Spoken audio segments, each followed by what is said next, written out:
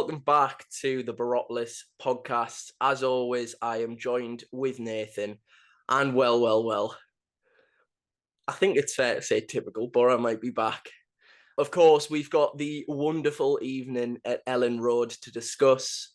Tommy Conway is finally in the building and all confirmed. And then, of course, yesterday, that horrible phrase, typical Borough, bites us on the arse again. And we come away empty-handed from Pride Park. Now, we'll obviously get into everything. I think firstly, Nathan, the sort of bread and butter of Boropolis, if you want to call it that. We waited for an announcement of a fee agreed or a medical in process or something like that. And then the announcement or the tweet or the news line manages to pop up during the Leeds game. So timescale wise, we're kind of, I know we usually go chronological, but I guess we should just touch on that first. Obviously, all confirmed, 4.5 million in the end. I did see Keith Downey, who was the person who reported that the fee was agreed, say that quite a large amount of that was upfront. But look, I think the main thing is just the player that we're getting, and finally that it's done and dusted. And also a major talking point on this one for me is, as we'd seen, all of the interest in him, Hull, Norwich, Stoke, Burnley, the Bristol City sort of version of the Gazette, their local paper, have confirmed that more or less Conway made it aware, or made all of the other clubs aware, that it was Middlesbrough or kind of nothing really. That was his preference. He turned down more money. And for me, as well as getting a good striker and someone that's going to help the squad, that is the thing I'm happiest about the whole situation, really. Yeah, it's all about the project, isn't it? And Tommy Conway is now in the building, a centre forward who is young but has plenty of experience at the level already. Played nearly 100 games for Bristol City, a lot of those being in the Championship. Scored 25 goals as well for them. And as a young centre forward who's just turned 22, it's a pretty promising signing to make. Improves us massively in the squad, gives us competition for places in the striker role, and also as the sort of number 10 as a withdrawn forward, as we saw in his little cameo yesterday afternoon. But yeah, really pleasing to get it over the line. Really pleasing to improve the squad once again. With our injury record from last season, it is massively important to be able to have replacements available in the squad where there isn't a sort of massive drop off in the level of quality between replacements. And yeah, it looks like a real promising signing when you look at the reaction of Championship fans as well. And it's like, well, why didn't we try and sign him? Well, because he wants to be part of the Middlesbrough project with Michael Carrick. So yeah, really pleasing to get it over the line finally. Yeah, and I think we saw with Chris Jones's Instagram post, I think someone sort of took a screenshot and put it on Twitter, that it's not just sort of a target for the summer. Tommy Conway has been a long-term target. There's obviously been interest in, they've tracked him for a long time now. And I mean, the signing in general, since we seem to make that first inquiry, I guess, or first bid, has dragged. And obviously to get it wrapped up, I guess you've just got to applaud the recruitment staff again. Chris Jones, head of recruitment, Kieran Scott, head of football. I know we had a little bit of a sort of jokey graphic that went up during the week, and credit to Mr. Michael Manning on that, because he smashed out the park. When I suggested the idea, he said it might be a bit difficult, but he's actually yet again smashed the brief and basically put my idea to life, I suppose. But in terms of the graphic, obviously the targets that we have gone in for, who have kind of, other than Ryan Giles, who we don't even really know if an official offer was ever actually made, other than there's just been interest there. But every target who we've made a genuine attempt to sign, we've got them. And that is I mean, the tag typical Borough, that is not typical Borough, or maybe it's the new typical Borough, because I mean, again, look, everyone knows, everyone's seen the obvious difference in terms of the recruitment model and the type of players that we try and sign now. But that efficiency, I think even like smaller things like it's very much now a case where targets only really make the media when we are quite far down the line with them. There's no kind of build up or leaked interest early on.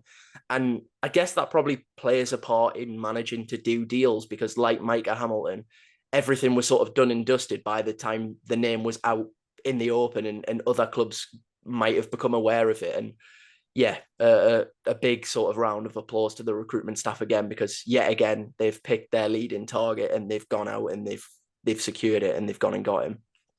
Yeah, and we're now probably one away, aren't we, from the brief that we sort of have seen all throughout the summer. We're a left back away now, so a couple of weeks left in the window. We'll have to wait and see what comes from the left back front, but yeah, you never know, do you? Who might crop up? We might be expecting another name to pop up within the next week or so. Yeah, well, I guess we'll wait and see on that front. I think there's one name that'll probably be mentioned an awful lot still, but yeah, he played yesterday, so I don't want to get into that again. But yes, we've kind of jumped the gun a little bit, because actually there was a game going on whilst all of this was breaking, and I'm gonna do it again, Nathan. I sort of bigged up my Fairweather, cup attitude, let's put it that way, in last week's podcast. And yeah, I was just like everyone else, jumping around like an idiot, enjoying every moment of it when we were sticking 3 past Leeds at Ellen Road.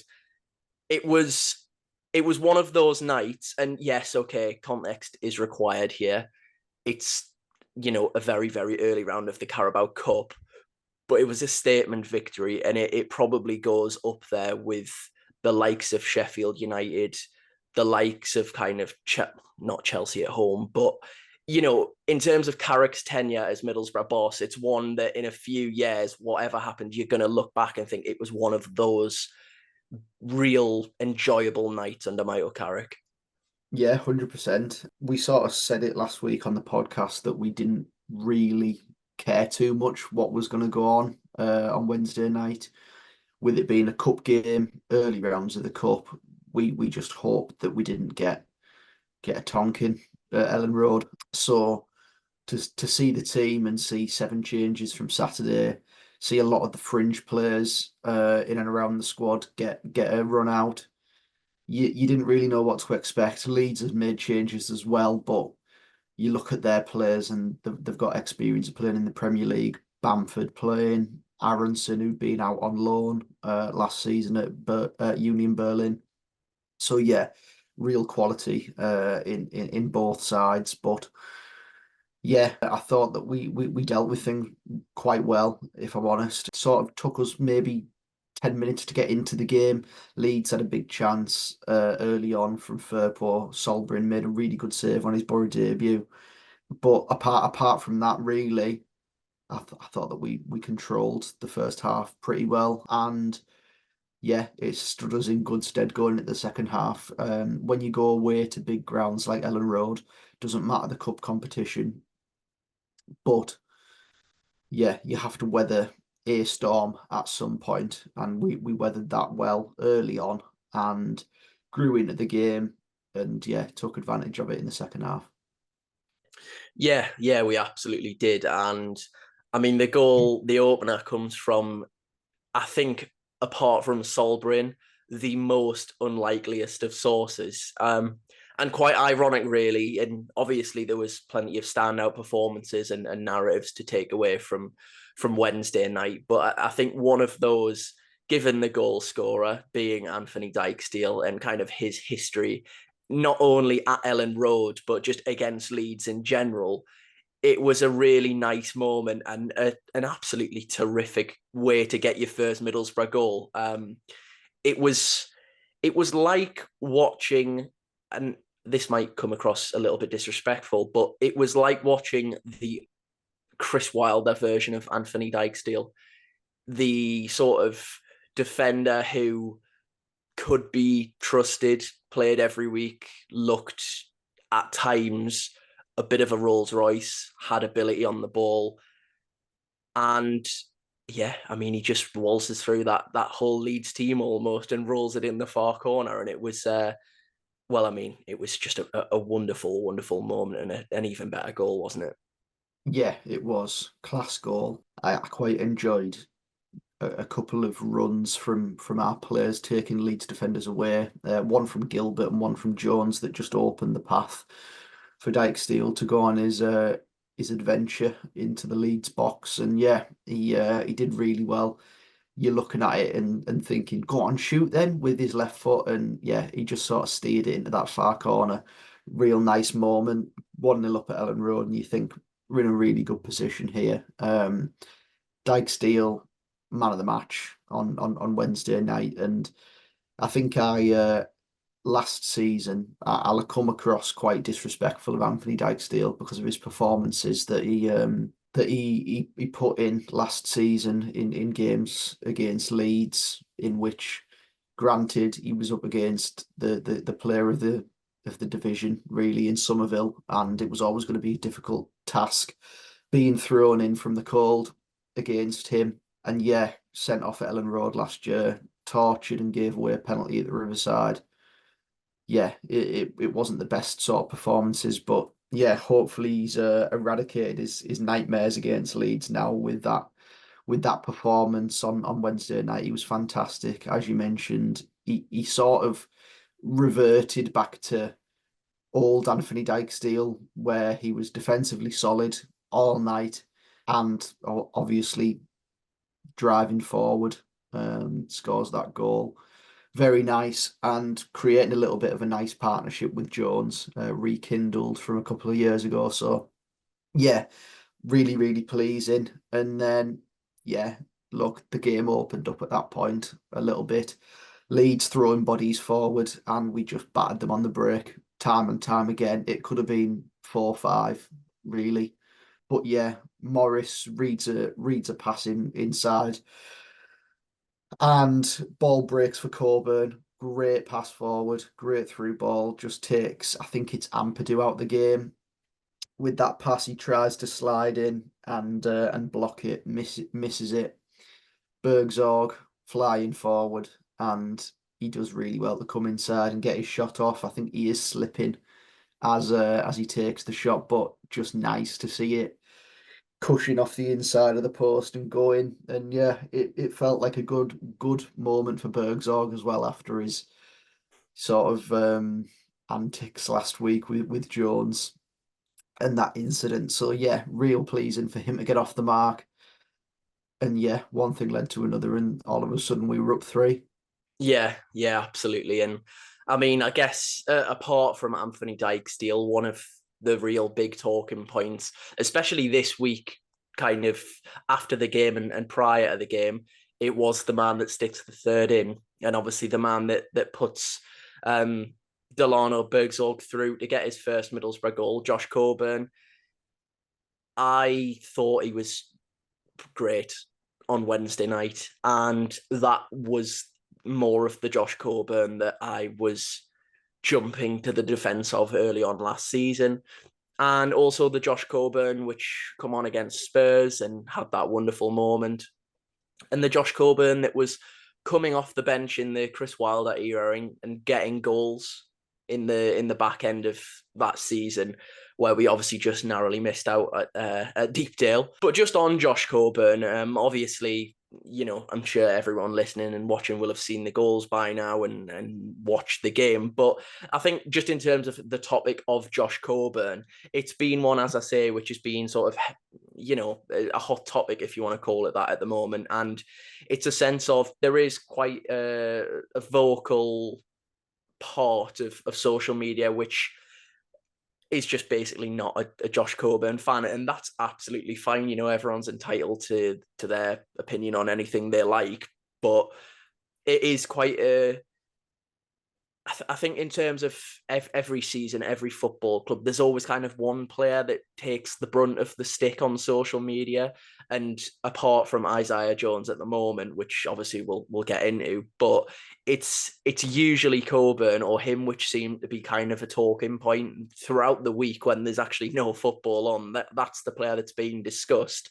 And interestingly, perhaps, obviously, the links of Josh Coburn potentially moving on, Millwall and Stoke have been mentioned in terms of their interest.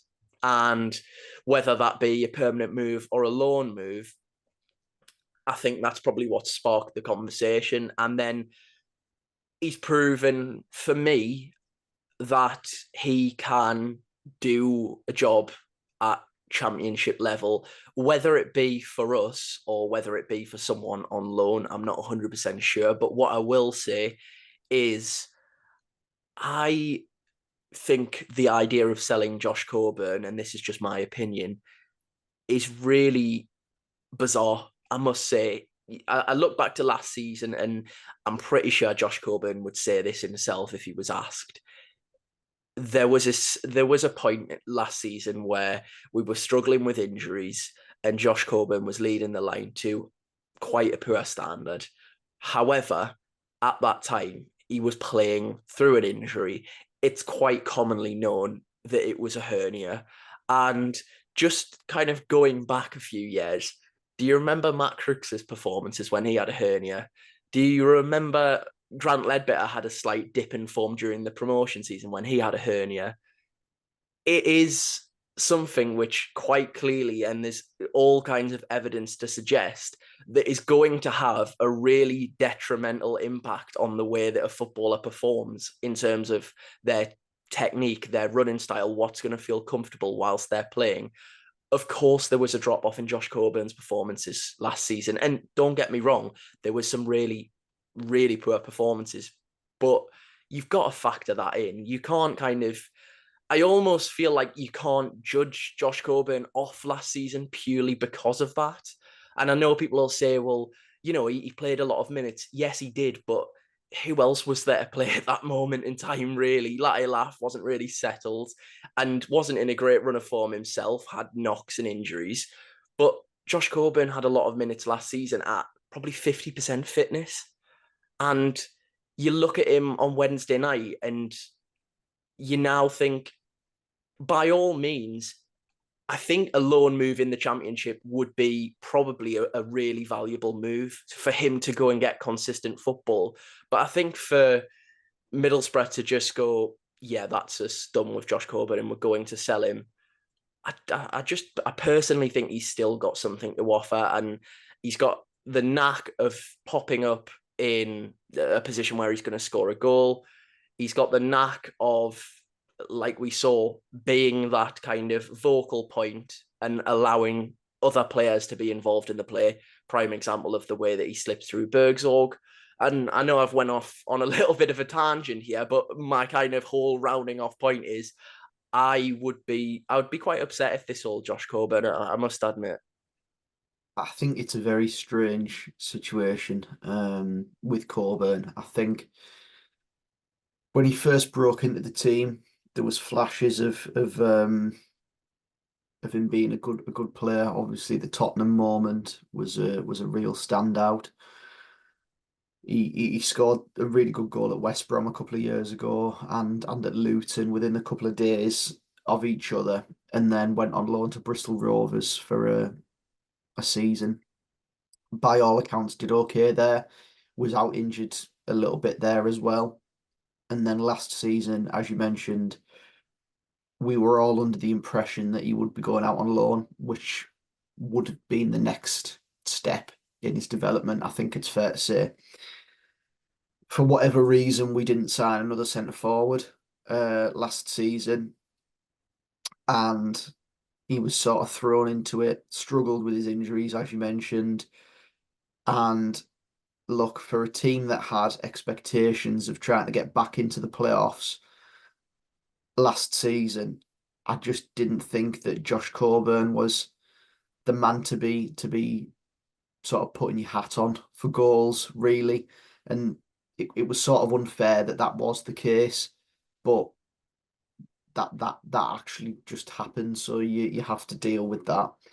And now I think for a player that he does need to go out and play regular football after last season, and we can't give him that, whether he is going to go out on loan and play well in the Championship. I tell you something, if he plays to the same level that he did at Leeds on Wednesday night in a consistent run of games for a Championship side, he'll be a top player in this division, depending on the play style. I just don't think that he would be a starting player for us. Yes, he's a different option off the bench. I think at the moment, and it's a really good point that you make, because of our style, that's going to limit his opportunities. And also, he just happens to be behind arguably one of the most informed and kind of highly regarded strikers in the division. And also Middlesbrough's new £4.5 million signing, who happens to play in a similar role to where he does. Look, I think that's the main one for me. I think, as you say, last season was due to be a season where he was going to be out on loan and be the next sort of stage of progression in his career. And he almost had that opportunity taken away from him. It was, widely reported that the Plymouth move was done and dusted. We were just waiting to bring in a striker. And I think this year is going to be the perfect opportunity. I wouldn't completely be against him staying around as just a different option, but I think for Josh Coburn and his development, he needs a move. He can't just sit on our bench and sort of come on for the odd 10, 15 minutes. And as you say, he's not going to be leading our line, but I don't doubt, and it wouldn't shock me at all if Josh Coburn goes to a Millwall, a side that are slightly more direct, and goes and does really well. I think I understand the point of Josh Coburn is not going to get minutes, and it's more down to the style. What I'm not quite on board with, I should say, is the people that have just written Josh Coburn off as a footballer. I don't know how you could watch the game on Wednesday night and see a fully fit Josh Coburn and think that isn't a Championship striker. That, okay, yes, he might not be a Middlesbrough player long term and might not be suited to our style, but I do think the criticisms are sometimes a little bit unfair with Coburn. And like we say, I mean, we've kind of done the topic to death now, but I think for all parties, if he can get himself a loan in the Championship, it would be the perfect kind of match for both. Yeah, I'd agree. He does need to go out, whether that's on a loan, which, look, he was given a new contract at the start of last season. So there's evidently a little bit of faith from the club in him. And yeah, whether it's a loan or he wants to move on and have a fresh start at a football club that might suit him a little bit more, then that's up to him. But yeah, I think that what is best for him this season is moving elsewhere. Yeah, yeah, I would agree, at least temporarily anyway.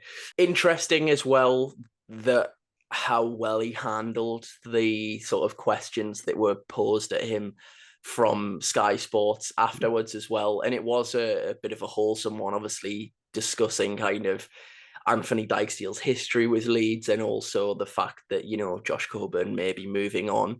For a young player to deal with the question as he did, I thought it was, I can only again applaud him. I thought he answered it with such class and kind of just when you're thrown in front of a camera after a game, he's probably not done an awful lot of sort of post-match press conferences live on Sky.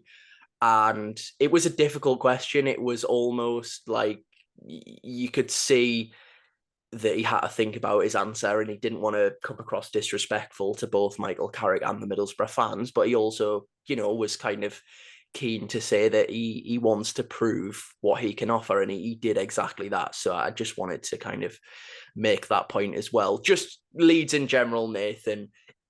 There was really no bad performances. Of course, there wasn't. There was so many standouts. I mean, in terms of the performance in general, and just sort of summarising Leeds in terms of what it's going to offer and the importance of that win.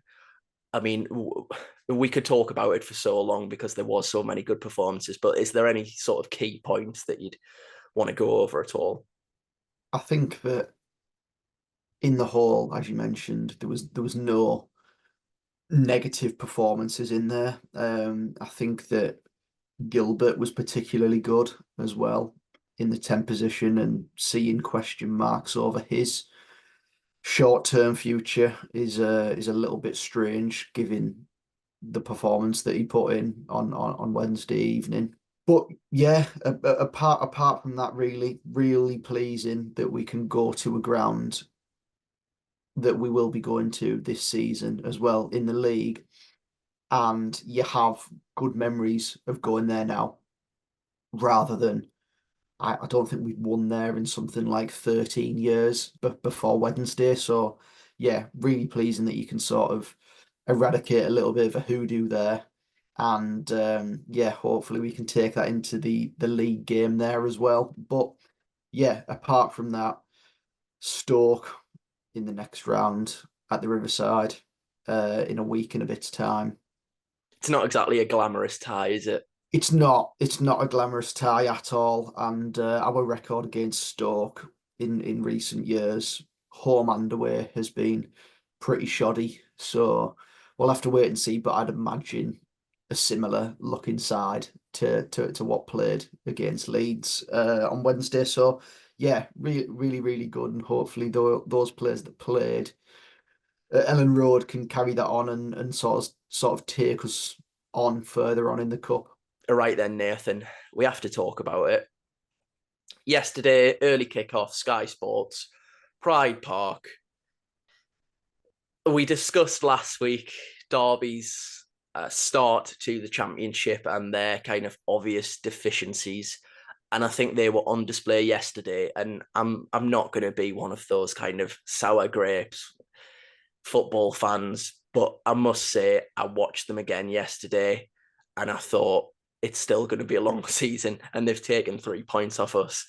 It really, I mean, the obvious one straight away, everyone thinks back to Rotherham last season, but barring a really obvious mistake, it wasn't a bad performance, really. We created endless sort of opportunities, some of which were obviously more clear cut than others. We had the ball in the net and it was offside. We hit the post. It's just a case of a game plan that's being coached. Michael Carrick quite happy in the game. We're quite happy in the game. And then it's just a moment of madness from Isaiah Jones. And basically it spins the game on its head, because Derby go, okay, then we've got a lead. We are literally just going to put every man on the edge of our 18-yard box, and you can try and break us down. And if you can't, then happy days, because we've got something to cling on to. Yeah, pretty much. A absolutely horrific start to away days in the championship once again. Going to a team that, look, I said a couple of weeks ago in my championship predictions that they're going down.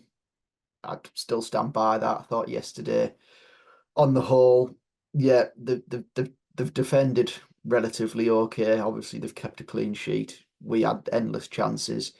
Keepers had to make a couple of good saves. They've had the post save them. They've had the linesman's flag save them. On the whole, they're shite. And we've lost again to a team in this division that is shite. That is the top and bottom of it. Yeah, just chance after chance after chance. And we couldn't break down the door. Same as Rotherham last season, as you mentioned. It's just typical Borough, can't break down teams in this division that will finish in the bottom three. Paul Warne, after the game, very complimentary about us, pretty much compared us to Real Madrid. and then said they're not Real Madrid, but they're a really good side with unbelievable amounts of talent. Which, look, we played well again yesterday, created numerous chances that you just hope one of them is a little bit lucky for you. That Bergzorg chance that comes off a defender, you just hope that that one just sneaks in the top corner, gets you back in the game, and all of a sudden they have to come out and actually leave their own half for once. But yeah, look, it's one of them horrifically frustrating afternoons. Yeah, the goal comes from our own corner. It breaks. How many times do you see Isaiah Jones in that position and he'll just comfortably knock the ball back to Senny Dieng, recycle it, and we'll go again and attack them. And yeah, he tries to help the ball on back to Dieng, miskicks it. Caden Jackson runs through on goal, rounds Dieng, goal, 1-0. Cheerio. There you go. About 70 minutes on the clock. You just accept it's not going to be your day. And yeah, it's unfortunate, really. As mentioned, just chance after chance after chance, and doesn't fall our way. But real pleasing to see the post-match interview from Carrick and say that, look, we've been in this situation before. Yeah, we've played a team that have sat in, they've scored a goal against us, completely against the run of play. And the top and bottom of it is it's unacceptable that we come out of a game like that with nothing. And I agree. We should come away with at least a point yesterday. But look, we don't. First defeat of the season, first goal conceded of the season. And yeah, we just have to regroup and go again next week. Yeah. I mean, it's quite a difficult one with a defeat like that because it's hard to almost overanalyze because, as I say, we have witnessed a Middlesbrough performance that kind of 9 times out of 10, if you eradicate the Isaiah Jones mistake, probably ends in a victory. It's one of those occasions where Michael Carrick has set out a team, sent out players in a shape, in a formation with numerous patterns of play to try and wear Derby down, potentially hit them on the break occasionally, and then just find a way through like that. And obviously the game's just spun on its head. I don't think you can look at it kind of in depth any more than that. It's just a frustrating one. And look, as you say, it was our Achilles heel last season. I mean, it's a timely classic, isn't it? That historically, again, Middlesbrough struggle to break teams down that basically come in and are just happy to sit and wait and put 11 men behind the ball. And that's exactly what Derby were prepared to do. And look, there was certain instances where we've had shots from distance. Finn Azar's had a couple. Hayden Hackney had a really good effort. Obviously, as we say, Bergzorg hits the post, and that one's really unfortunate. And even has the ball in the net, but, he's offside by a real small margin. But it was it was nothing more than one of those games where you will look back at it probably in the event, and I don't want to put a real dampener on it, at the end of the season where you look back to that Derby game and think, if only we hadn't made that mistake, or I don't want to single him out again, but if only that hadn't have happened and he just helps it back onto the keeper. It's one of those games it's going to sting all week, isn't it? And it's just a shame we don't have a Tuesday or Wednesday night game to sort of take our minds away from it and move on from that. But yeah, it's something that I think I saw a really good point on Twitter earlier, and it was basically saying that we had a couple of defensive frailties, even in the season with Tuba and Archer and all of the loan players. We did have a little bit of fragility in the fact that we were sort of susceptible to conceding, for want of a better word, shit goals. And that seems to have been somewhat eradicated. I think we've looked an awful lot better defensively. Michael Carrick is not put that to bed, but worked on it, and there's been a drastic improvement. I think what is going to be his next biggest priority is in those types of games where teams are sitting and happy to defend. How do we find that goal? How do we unlock that defense? And how do we find ways around teams that are going to do that? Because now the blueprint is there. Derby put on a show for the whole of the division yesterday and said, if you can nick a goal or you've got something to defend, or even teams coming to the Riverside, Middlesbrough do sometimes struggle if you just put 11 men behind the ball, because they can't find a way to break you down. They can't find a way around it. And yeah, you've got the unfortunate nature of hitting the post and whatnot. That's not always going to happen.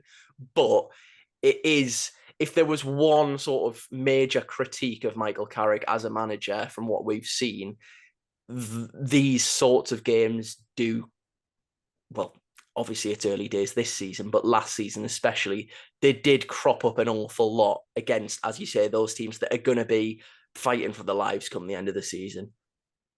Yeah, I'd hate to look at sort of our record halfway through the season, having played every team once, and see how the table sort of lies, and look towards that bottom end and see, oh well, they beat us, they beat us, they beat us by 1 goal margins, and we couldn't break them down. And you look back on the games and you think we had about 95 chances, and like we still just couldn't score. They're the most frustrating games to watch, where you just know it's not your day.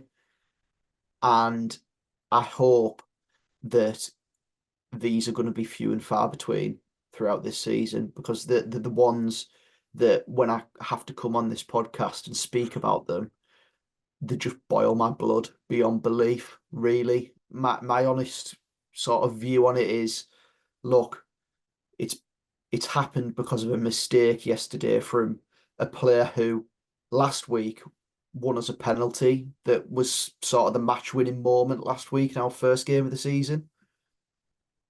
So it sort of cancels it out. Look, he won us 3 points last week, arguably lost us 3 points yesterday. It's a frustrating one, but Isaiah Jones needs confidence. So everyone just needs to just get behind him, because a confident Isaiah Jones, we know, is a real asset to this team. So hopefully it doesn't take him too long to bounce back from yesterday. Obviously, he'll be absolutely gutted and distraught about the mistake he's made. You could see his reaction in the instance of him passing that ball. It's an unfortunate one, but you just have to go again next week, get at Portsmouth from minute one, and hopefully they're a little bit less defensive than Derby, and actually want to come out and do something. Yeah, I think just touching on Isaiah Jones, look, by now, he is, and I mentioned it when we were discussing Coburn, he is one of the players that completely divides opinion. But I think what can't be questioned is, as you say, on his day, a confident Isaiah Jones, there's plenty of teams in this division that would absolutely snap your hand off for a player like that. And let's be honest, let's be brutally honest, if Isaiah Jones didn't have moments like yesterday, or moments like when he's running through on goal and he doesn't square it for Bergsorg, or if his final product was kind of at the level where it was when he first broke into the team every single week, he wouldn't be playing for Middlesbrough. And I don't think those types of moments are not something that can be coached out of a player.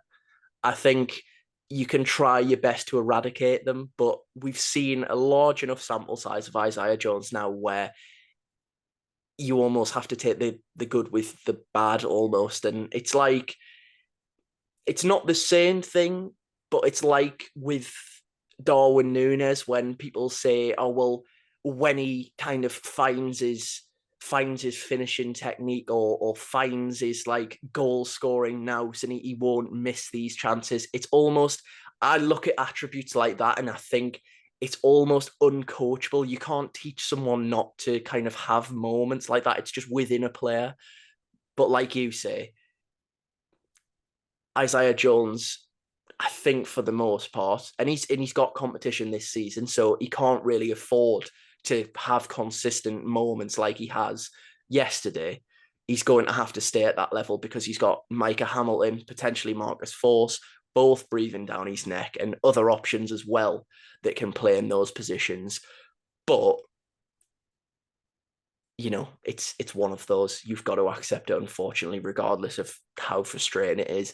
I think just in terms of, like, again, wrapping up on Derby and the whole topic of us having difficulty breaking teams down, what is going to be interesting and what I think the major difference is, and it's quite an obvious one.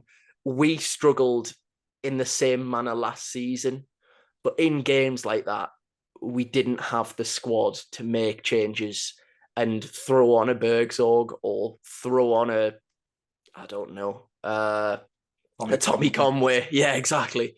And that is going to be interesting for me this season because Carrick's got options. But yeah, he's got options. He's got different ways of doing things. And I think yesterday you've got to almost just let it, as difficult as it's going to be, as I say, it's one that you've just got to forget about as soon as possible for the players and staff as well.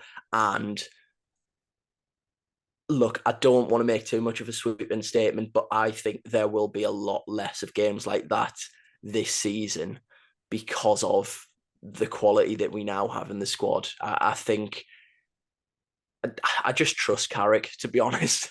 I trust that he'll find a way and we won't have too many of those days like we did yesterday. But let's be honest, it wouldn't be Middlesbrough if we didn't have the occasional one of those. So yeah, I'm certainly not too worried about it. And as I say, the performance wasn't bad at all. So I'm still full of optimism, even if it's taken a little bit of a dip, ever so slightly. But looking ahead to next week, Nathan, again, it's going to be a different test. A team coming to the Riverside, Portsmouth, who will be without Sammy Silvera.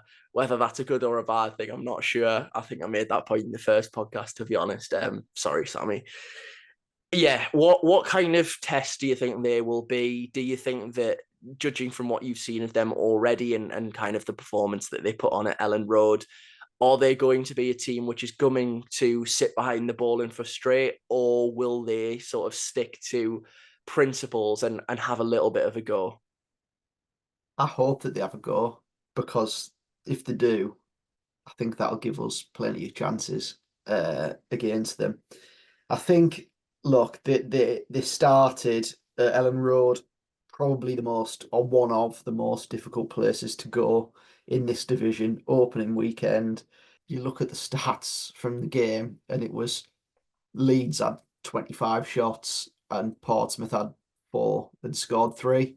So, look, it's a strange one on that front. Those games are very hard to sort of look at and think, well, how's that happened? Like Yeah, yesterday.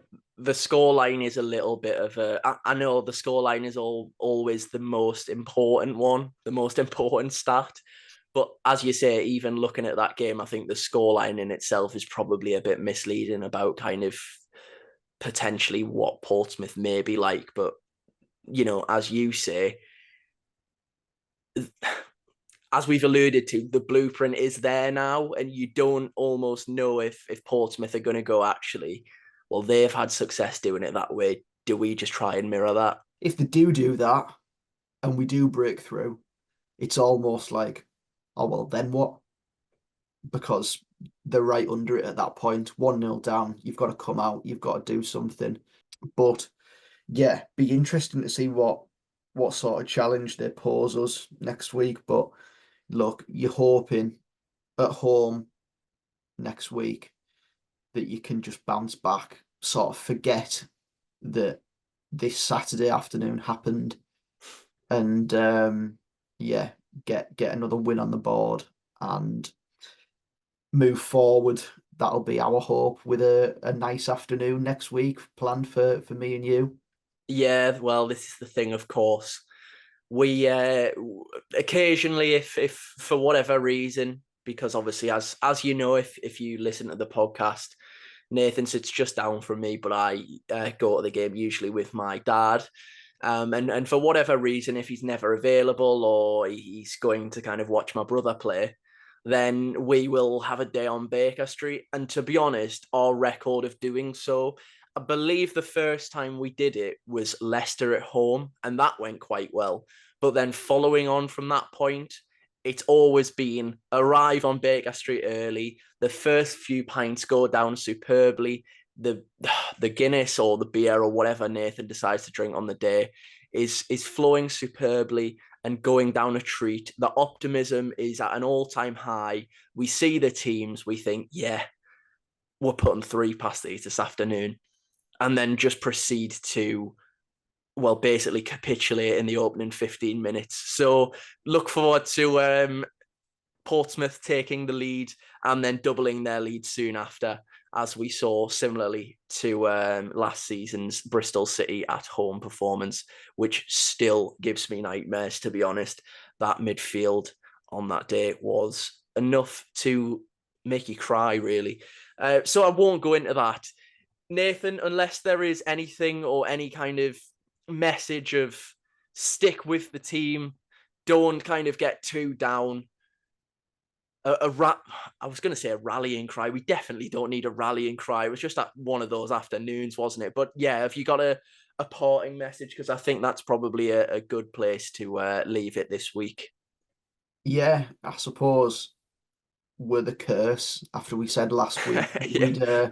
after we said last week we'd rather take a win at Derby than a win at Ellen Road, and we got a hammering away at Ellen Road, and sent us through to the next round of the cup, and then a frustrating, horrible afternoon yesterday at Derby where we played relatively well but didn't get the result that we wanted. So our hope going into this week is some more transfer news would be nice, because I don't enjoy quiet days really on the transfer front when you're expecting something. And also just next week, don't care how it comes, 3 points, please. Yeah, that would be lovely, wouldn't it? And a kind of good start to the tradition of this season's days out on Baker Street prior to the game. That would that if that could become a tradition, I'd be very pleased with that. So I guess we'll wait and see. But yes, as always, thank you very, very much for watching and listening. If you have enjoyed on your podcast provider, then give us a rating, give us a review, and obviously same goes on YouTube. Stick a like on there and subscribe. I believe most of the people who watch aren't subscribed, so you might as well hit that subscribe button if you like. But yes, that has been a bit of an up and down one, a frustrating one, but there's plenty more positive ones, I'm sure, coming very soon. I'm going to end it with up the Borough again, and let's have 3 points against Portsmouth. Thank you ever so much for watching and listening again, and we'll see you again next week.